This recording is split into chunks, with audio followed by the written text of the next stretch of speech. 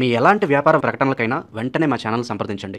నమస్తే. ప్రస్తుతం మన స్టూడియోలో ప్రముఖ ఆధ్యాత్మికవేత్త దైవజ్ఞ బ్రహ్మశ్రీ వీరాపురం సుబ్రహ్మణ్య స్వామి గారు మనతో ఉన్నారు. గురువు గారితో మాట్లాడేద్దాం. నమస్కారం గురు. శుభాశీస్సులండి. అక్టోబర్ మాసం ప్రత్యేకంగా ధనుస్సు రాశి వాళ్ళకి ఏ విధంగా ఉండబోతుంది? పాజిటివ్గా ఉంటుందా, నెగిటివ్గా ఉంటుందా? ఓవరాల్గా ఎలాంటి దైవారాధన పరిహారాలు చేసుకుంటే బాగుంటుంది గురు? మంచి విషయం అడిగారు. ధనుస్సు రాశి వాళ్ళకి ఈ యొక్క ఆశ్వేజ మాసం అక్టోబర్ నెల అన్ని విధాలా కూడా అనుకూలంగానే ఉంది. ఏ పని చేసినా కూడా కలిసి వచ్చే అంశాలే ఎక్కువగా ఉన్నాయి. ఇంకా చెప్పాలంటే చాలామంది అడుగుతూ ఉంటారు, నాది ఏ రాశి అని చెప్పేసి. వాళ్ళకు మనం మంచి ఒక క్లారిటీ ఇద్దాం. ఇక్కడ ధనుసు రాశి మూలా నక్షత్రం 4 పాదాలు. దాంట్లోనే యోగి యో అంటే యో అనేది అక్షరాల మీద ఉన్న వాళ్ళు కానీ, బా బి అక్షరాల మీద ఉన్నటువంటి వాళ్ళు కానీ, బా అంటే బాలకృష్ణ లేదా భార్గవి, భానుప్రకాష్, ఇలా ఏదైనా సరే బి అక్షరం మీద ఉన్నవాళ్ళు కానీ, యో అంటే యోగి, ఇలాంటి పేర్లు కలిగిన వాళ్ళు కానీ. మూలా నక్షత్రం 4వ పాదం ధనుసు రాశి. అందులోనే పూర్వాషాఢ నక్షత్రం, బా బి మూలా నక్షత్రం అయితే బు బే బో ఈ అక్షరాలు పూర్వాషాఢ నక్షత్రం ధనుసు రాశి. వీటితో పాటు ఉత్తరాషాఢ నక్షత్రం 1వ పాదం ప్రథమ పాదం ధనుసు రాశి. ఇది కూడా మనకు ఈ 3 నక్షత్రాలు ధనుసు రాశి వాళ్ళు. ఈ పేర్లు కలిగిన వాళ్ళందరూ కూడా ధనుసు రాశి వాళ్ళు కాబట్టి ధనుసు రాశిని అందరూ చూసుకోవాలి. ఈ రాశి వాళ్ళకి ఈ యొక్క ఆశ్వేజ మాసం అక్టోబర్ నెల ప్రతి విషయంలో కూడా కలిసే వస్తుంది. నూతన వ్యాపారాలు, చిరు వ్యాపారాలు ప్రారంభం చేసుకోవచ్చు. పెద్ద వ్యాపారాలు కూడా ప్రారంభం చేయవచ్చు. ఏ వ్యాపారమైనా కూడా ప్రారంభం చేసుకోవచ్చు. చక్కగా కలిసి వస్తుంది. అలానేసి అందరికీ కాకపోవచ్చు, అంటే మళ్ళీ పర్సనల్గా కూడా చూసుకోవాలి. ఎందుకంటే అందరూ ఏ వ్యాపారమైనా చేసుకోవచ్చు అన్నారు, రాశి ప్రకారంగా చెప్పాను. మళ్ళీ వ్యక్తిగతంగా వాళ్ళ జాతక ప్రకారంగా ఏ వ్యాపారం చేస్తే వాళ్ళకి కలిసి వస్తుంది. ఎగ్జాంపుల్గా చెప్తాం. ఐరన్ వ్యాపారం ఉంది. ఏమిటి? ఇనుము వ్యాపారం. ఈ ఇనుము వ్యాపారము అందరూ చేస్తే కలిసి రాదుగా. ఇది ధనుసు రాశిలోనే అందరూ చేస్తే కలిసి రాదు. దాంట్లో కూడా కుంభలగ్నంలో పుట్టిన జాతకులు అనుకుందాం, లేదు కర్కాటక లగ్నంలో పుట్టిన జాతకులు అనుకుందాం. ఇటువంటివి కొన్ని వాళ్ళు ఐరన్ వ్యాపారాలు చేసుకోవచ్చు. ఇట్లా పుట్టిన సమయాలను బట్టి ఇక్కడ ఉంటుందన్నమాట. వాళ్ళ పుట్టిన సమయమే వాడు డాక్టరా, లేదంటే తను యాక్టరా, లేదంటే తను వ్యాపారవేత్తనా, లేదు ఆ వ్యాపారంలో కూడా ఏది ఐరన్ వ్యాపారమా, లేదు అది కాకపోతే నీళ్లు అంటే వాటర్ వ్యాపారం. ఏమిటి? ఇప్పుడు ఈ రోజుల్లో నీళ్ళ వల్ల కూడా ఎక్కువ శాతం సంపాదిస్తున్నారు, బ్రతుకుతున్నారు. అంటే కాలం ఎక్కడికి మారిపోయింది అంటే నీటిని కొనుక్కునే రోజులు వచ్చేసాయి. నీటిని కొనాల్సినంత అవసరం లేదు. మేము చిన్నప్పుడు నీళ్లు కొనడం అనేది తెలియదు నాకు. ఏమిటి? ఎక్కడ పట్టినా నీరే, బావులంతా నీళ్ళే ఫుల్గా. అవన్నీ ఫిల్టర్ అయినటువంటి స్వచ్ఛమైనటువంటి ప్రకృతి నీరు. ఆ నీరు తాగితే మనకు ఏ రోగాలు ఉండవు, అంటే పెయిన్స్ ఉండవు, బాడీ పెయిన్స్ ఉండవు, చక్కగా ఎనర్జీ ఉండేది. ఇప్పుడు ఈ నీళ్ళని తాగామనుకోండి, మనిషి ఉంటాడు ఆకారానికి మాత్రమే, కానీ మనిషికి కొద్దిసేపటికే అలసిపోవడం, సొలసిపోవడం, నీరసపడడం, శ్రమ పడడం, ఎక్కువగా అలసట చెందడం, అంటే బాడీ పెయిన్స్ ఎక్కువ. అట్లా ఆ స్థాయికి వచ్చేసినాం అన్నమాట. కాబట్టి అందుకనేసి ఈ రాశి వాళ్ళు ఏ వ్యాపారమైనా కూడా చేసుకోవడానికి వాళ్ళ జాతక ప్రకారంగా ఇంపార్టెంట్గా ఏ వ్యాపారం చేస్తే వాళ్ళకి కలిసి వస్తుందో అది వాళ్ళు పర్సనల్గా వ్యక్తిగతంగా తెలుసుకొని చేసుకోవడం మంచిది. లేదనుకోండి, చిన్న పెట్టుబడే కదా, చిన్న వ్యాపారం అంటే అడగాల్సిన అవసరం లేదు. ఎవరైనా ఏ వ్యాపారమైనా చేసుకోవచ్చు. ఎవరైనా సరే పెద్ద పెద్ద కంపెనీలు, పెద్ద పెద్ద వ్యాపారాలు, కోట్లల్లో బడ్జెట్ పెట్టి చేసేటువంటి వాళ్ళు ఉంటారు కదా, వాళ్ళు తప్పకుండా తెలుసుకొని చేయడం మంచిది. ఎందుకంటే నష్టపోయిన తర్వాత ఎవ్వరూ చూడరు. నష్టపోయాడంటే ఎవరి దగ్గరికి కూడా రారు. నష్టపోయాడు అని తెలిస్తే ఎవరు కూడా దరిదాపులకు కూడా రారు. వాడు బాగున్నాడు అంటే అందరూ ఈగల్లాగా దోమల్లాగా చీమల్లాగా బెల్లం చుట్టూ చేరినట్టుగా ఎవరైతే బాగా ఉన్నారో బాగా సంపాదిస్తున్నారు అంటే వాడి దగ్గరికి అందరూ పిలవకపోయినా వచ్చేస్తూ ఉంటారు, పిలవకపోయినా చేరిపోతూ ఉంటారు. అందుకనేసి మనము నష్టపోకుండా మన జాగ్రత్తలో మనం ఉండాలి. అందుకనేసి వాళ్ళు నష్టపోకుండా ఉన్నదాన్ని కాపాడుకోవడం కోసమే ఏ పని చేస్తే బాగుంటుందో చేయకూడదో, ఆ వ్యాపారం చేయొచ్చా చేయకూడదా అని తెలుసుకొని చేయాలి. చేస్తే వాళ్లకు అది కూడా అనుభవజ్ఞులైనటువంటి వాళ్ళని మాత్రమే సంప్రదించడం మంచిది. ఎందుకంటే వీలైనంతవరకు కరెక్ట్గానే తెలియచేస్తారు కాబట్టి అందుకు దానికి తగినట్టు వాళ్ళు ఆ వ్యాపారాన్ని ఎంతైనా పెట్టుబడి పెట్టి వ్యాపారం చేసుకోవచ్చు. దానివల్ల లాభాలు కూడా అంతే ఉంటాయి. ఉద్యోగస్తులు నిరుద్యోగులు వీళ్ళ పరిస్థితి ఏంటి గురుగారు? ఈ ధనుసు రాశిలో వాళ్ళకి నూతనంగా ఉద్యోగాలు ప్రయత్నాలు చేసుకునే వాళ్ళకి ప్రశాంతంగా ప్రయత్నం చేసుకోవచ్చు. వెంటనే వీళ్ళకు ఉద్యోగం దొరుకుతుంది. ఆలస్యమైనా సరే వెనక ముందైనా సరే ఇప్పుడు ప్రయత్నం చేయడం వల్ల ఈ రోజైనా రావచ్చు, లేదంటే రేపైనా రావచ్చు. ఉద్యోగం అయితే వస్తుంది. చేసిన ప్రయత్నం అది శుభ సమయంలో చేశాం కాబట్టి అది ఏదైనా కూడా శుభమే. అశుభ సమయంలో ప్రయత్నం చేస్తే అది ఏదైనా అశుభమే. అట్లాగా శుభమాసమే కాబట్టి ధనుసు రాశి వాళ్ళకి తప్పకుండా మంచి ఉద్యోగం వస్తుంది, ఉద్యోగంలో స్థిరపడతారు.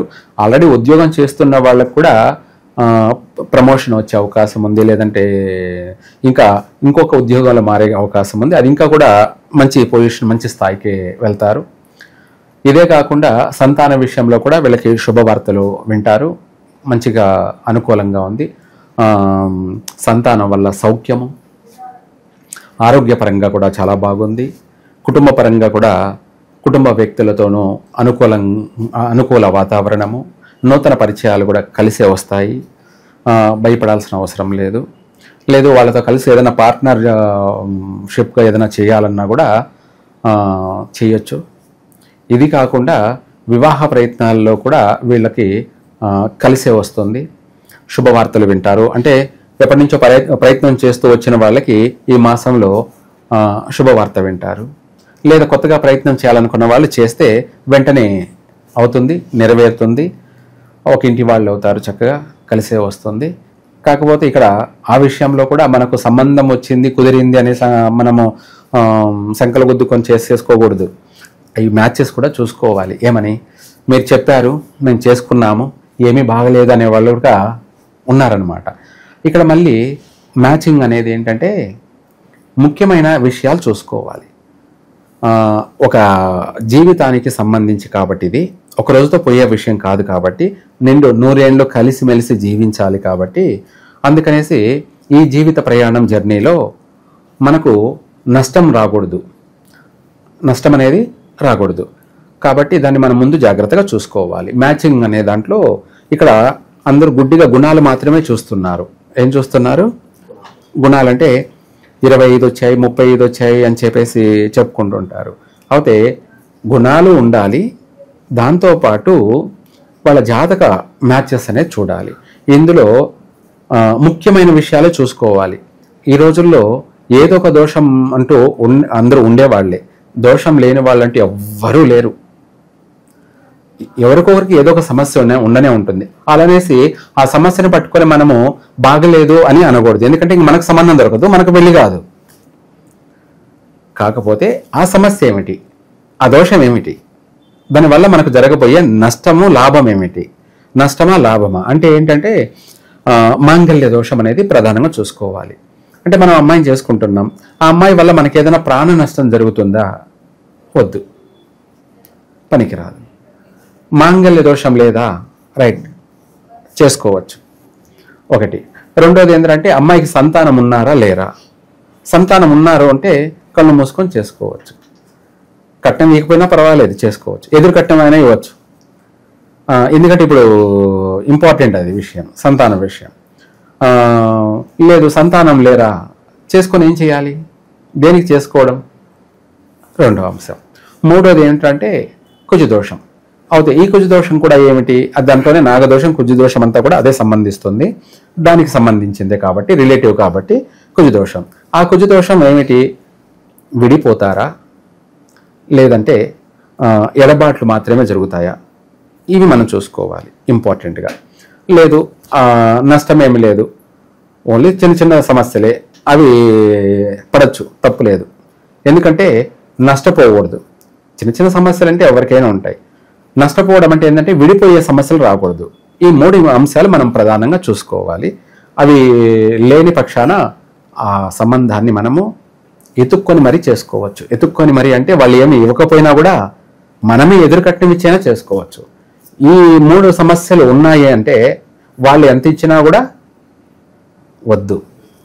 ఎందుకంటే చేసుకున్నామనుకో, వాళ్ళు ఇచ్చింది ఎంత అనేది పక్కన పెట్టేస్తే మన నుంచి డబల్ రాబడతారు. ఏంటి, లేదంటే జీవితకాలం వాళ్ళతో సమస్యలు ఫేస్ చేయాల్సిందే. కోర్టు చుట్టూ తిరుగుతూ ఉండడం, అందరితో గొడవలు, కొట్లాట్లు రోజు. ఇందాక మనం అనుకుంటే 3 పువ్వులు 6 కాయలు అన్నట్టుగా 3 కొట్లాట్లు 6 గొడవలు అన్నట్టుగా సమస్యలు ఉంటాయి. అందుకనేసి ఏది ఏం చేసినా మనము మన జీవితాన్ని మనం కాపాడుకోవాలి. ఇది ఎవరి దగ్గర, ఎవరు జాతక ప్రకారంగా వాళ్ళ విషయం వాళ్ళ దగ్గరే ఉంటుంది. దాన్ని వాళ్ళే అర్థం చేసుకోవాలి, దానికి తగినట్టుగా వాళ్ళు నడుచుకోవాలి. ఎందుకు ఇదంతా చెప్పడము అంటే, మీరు సుఖంగా ఉండండి, మీరు సుఖంగా ఉండండి. అలాగే మీ చుట్టూ ఉన్న వాళ్ళందరినీ కూడా సంతోషపెట్టండి. అంటే వాళ్ళందరినీ కూడా ఆనందంగా చేసినందుకు, అటు పెద్దలు కావచ్చు ఇటు పెద్దలు కావచ్చు, అందరూ శ్రమ పడినందుకు మనం మంచి పని చేశాము అని వాళ్ళకు ఆనందం కలగాలి. మనము మంచి పని చేశామన్నంత ఆనందము, తృప్తి కలగాలి. లేదనుకోండి వాళ్ళు బాధపడతారు, ఇటు మీరు బాధపడతారు. అందుకనేసి ఈ విషయాల్లో మాత్రం చాలా జాగ్రత్తగా ఉండండి. మిగతా విషయాలలో ధనుసు రాశి వాళ్ళకంతా కూడా అనుకూలంగానే ఉంది, చక్కగా కలిసే వస్తుంది. ఇంకా కూడా వీళ్ళు ఎటువంటి దైవారాధన చేస్తే వీళ్ళకు బాగా కలిసి వస్తుంది అనే విషయానికి చెప్తే, ఈ రాశి వాళ్ళు వీలైనంత వరకు ఆంజనేయ స్వామిని ప్రతి మంగళవారం కానీ శనివారం కానీ వారంలో 2 రోజులైనా సరే, లేదంటే ఏదో ఒక వారం వాళ్ళకు వీలైన వారం కుదిరినప్పుడు, మనము ఈ వారమే చేయమంటే ఇంట్లో వాళ్ళకు అనుకూలం ఉండకపోవచ్చు కాబట్టి ఈ 2 వారాల్లో ఏ వారమైనా కూడా నిర్ణయించుకొని ప్రతి వారం ఆంజనేయ స్వామికి సింధూరాన్ని పట్టించండి. సింధూరాన్ని పట్టించి అలాగే ఆయనకు ఎర్ర పూలతోటి అష్టోత్తరం చేయండి. ఆంజనేయ స్వామికి అష్టోత్తరం చేసినట్టయితే 10,000 దోషాలైనా సరే నశించిపోతాయి, ప్రక్షాళన జరుగుతాయి. 10,000 ఆటంకాలైనా కూడా అన్నీ దూరం అయిపోతాయి. మనకు ప్రతిదీ కూడా పిలిచి పిల్లనిచ్చినట్టు అన్నట్టుగా ప్రతిదీ కూడా మనకు కలిసి వస్తుంటుంది. ఇలా ఒక 9 వారాలన్నా చేయండి, లేదంటే 18 వారాలన్నా చేయండి.